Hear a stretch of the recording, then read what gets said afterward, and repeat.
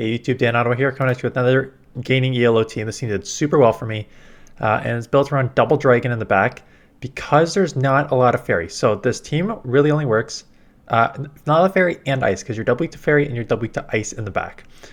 And basically how I use it is Giratina safe swap. If you see an ice or fairy in the back, then come in with tapu fini. Like Giratina is just so good at like chipping, it's so bulky that you can still just spam a lot. Get a bunch of chip damage there, tapu fini in the front to deal with the rest of it, and then Dragonite in the back. So Dragonite is a beast in this meta because you have a lot of fellow dragons. You have just like the Dragon Breath, Dragon Claw damage just so well. Plus you have superpowers for the steals. So it's just a strong team. So good lead here. Pidgeot comes in. Like I'm gonna stay into this for a little bit. Chip it with some surfs. Force them to either throw a Brave Bird or lower my attack before I get out of here. I was about to say, I may try and catch the attack, so I am running Dragon Breath here. You're going to see the moveset is Dragon Breath or Shadow Claw, and I may even be running Ancient Power on this at one point. Yeah, so this is Ancient Power. That's not surprising, because I ran it for a bit. So it's Shadow Sneak, Ancient Power. Like it's Dragon Claw, or the second move is Shadow Sneak or Ancient Power. I ran both, and basically I think it was almost, I don't know if it's after this match, just against the steals you really don't have anything to throw, and I think this is probably when I changed it because I had Dragon Breath, Dragon Claw, and Ancient Power. I'm like, I really don't have anything to throw here. The Dragon Claws and Dragon Breaths are going to chip this, right? So they're going to have to throw. I'm still chipping a ton here. Now they have a ton of energy coming out, so I think that's when I probably switch to Shadow Claw and Shadow Sneak again. The con is like you're way worse against Pidgeot and Darks, and the Ancient Power is mostly just used for Charizards, which are a lot running around, as I showed on my team yesterday. But yeah, so that's how I use that as a safe swap. Dragonite is an interesting one because Dragonite is still a bit glassy, but it's a shadow, so these Dragon Claws and Dragon Breaths do a ton of damage. And then the superpower is just a nice option to kind of sweep in the ending here too, just like super effective moves.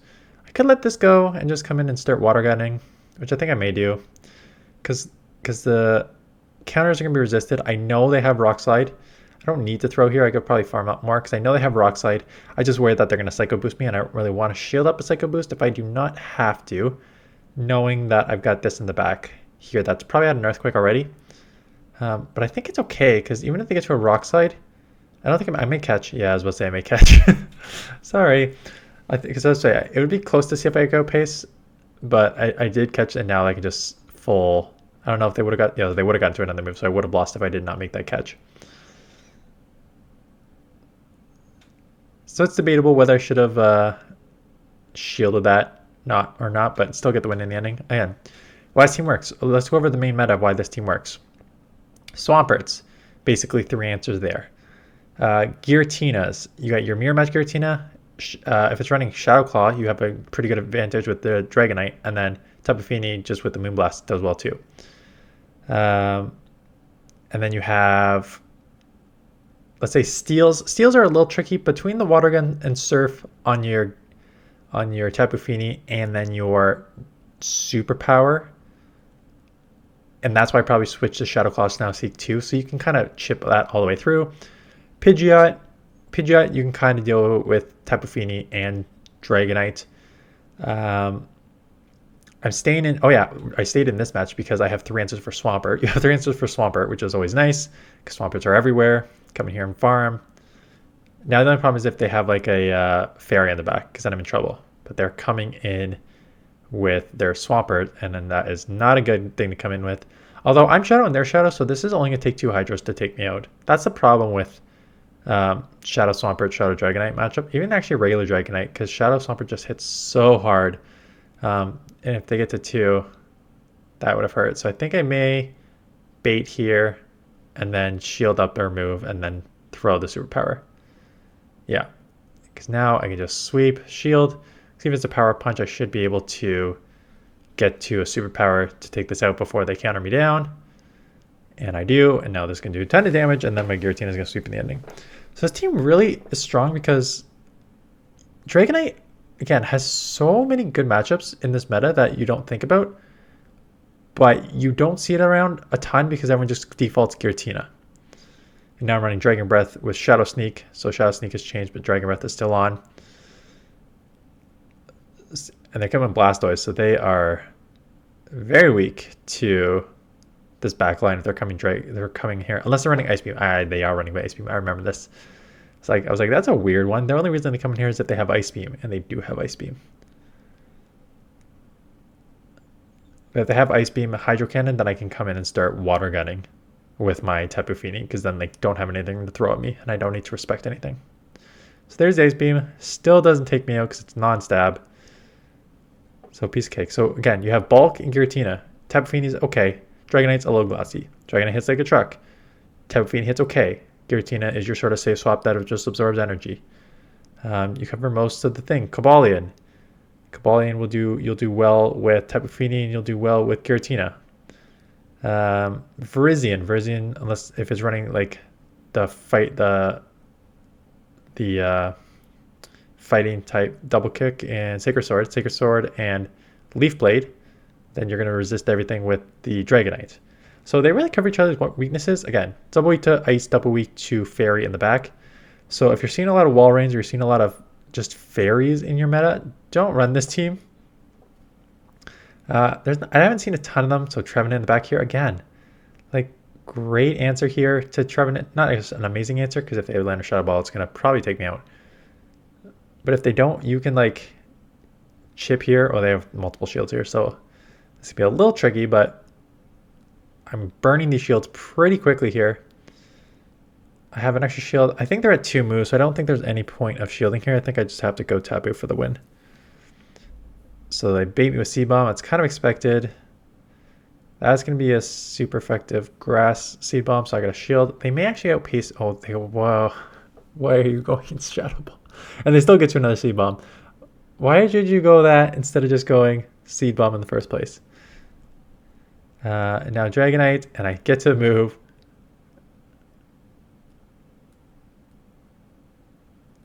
For a 1 HP win. Oof, that was more of a throw than a win, quite honestly. But I think that win... Oh, no, it wasn't that win. So Virizion is a tough lead. But again, Giratina, you want to try and draw something out. And I do. I draw out the Walrein. This one, Ancient Power would have been better, but again, you're so bulky here that you can just take these Icicle Spears. Probably the second one's going to take you out, and they get to him so fast, even with the nerf here. Like, I made a video the other day talking about the all nerf team. Like, Walrein still definitely has play in this meta. You may lose a little harder to fighters, and you may have a little more trouble like taking Swampert out as quick, but you still are pretty strong with Walrein. I'm gonna just shield, assuming it's an Earthquake, and then farm down. Yeah, I think that's the right play, and just farm down to have a move coming out. I assume that's just an Icicle Spear, so this isn't bad. Like, I lost a shield, drew this out, and I'll have a ton of energy for Virizion, and I have a super effective move here because they're half fighting, so they got a shield, and then I'll just depend on what's in the back. It is a second ice Pokemon. So yeah, double ice is not a good winning strategy. I got a shield and then try and land a super power, but this game is over. Yeah, so there's nothing I can do in this matchup. That's just a grass double ice is not gonna a water double dragon is not gonna do well against a grass double ice team. There's just nothing you can do in this matchup. But you will see me end with a 4-1, push me to, if I remember, 30-74, something like that. So yeah, I was pushed towards the highest elo of the season with this, because again, like, bad lead, but okay, I'm gonna go straight in. I went in here. I don't know why I came in this instead of the... Oh, because it has Brutal Swing, but I was about to say it has Thunder Punch too, so I don't know why. But Head on Energy, not bad. These Dragon Claws are going to start adding up real quick. Hopefully I can get a second one off here to force a shield. I can, which is great because I'll force a shield. And then probably come back in and just water gun down. Yeah, I just got to let this go. Come in, water gun down. They're going to have a Shadow Ball, probably, which is going to hurt. But I think I have to take it. Because I'll get the Water Gun and then Surf. I'll have a Surf for the Ampharos that comes back in. And now my Giratina is going to have to sweep here. So this could be Brutal Swing. I mean, it's probably Brutal Swing, quite honestly. But I think, I mean, I definitely live it. So I'm going to let it go. And it's a Pidgeot. So again, not a good matchup here. At least I'm running Dragon Breath. And now I'm going to have to chip and combo here with the Tapu. Right now, this is looking pretty rough. They Feather Dance me. I'm worried that they're going to have a stack one. I'm just going to throw here. Force them to throw either another move. And they shield, which is pretty big for me. And then I bank the move, knowing that it's probably my win condition. They have to Brave Bird me here, because a Feather Dance is not going to take me out. And these Surfs are going to add up to a... Yeah, and now they got to try and get out of here. Ampharos farms down, but now I'll be able to farm it down and have a move coming out. They have a move too, but I have a shield, and I'm almost at a second move, so I'm going to take this. So that's a pretty good workaround for what is otherwise not hard counter, but it's pretty tough alignment on this one.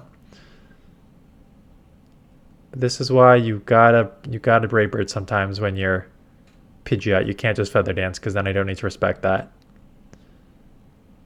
And I will take that matchup. That was good for a 4-1. 30-74 if I remember, something like that.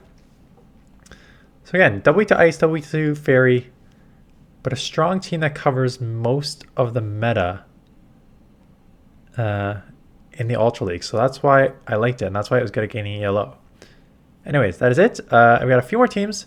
Some good, some bad, some interesting lessons learned. One.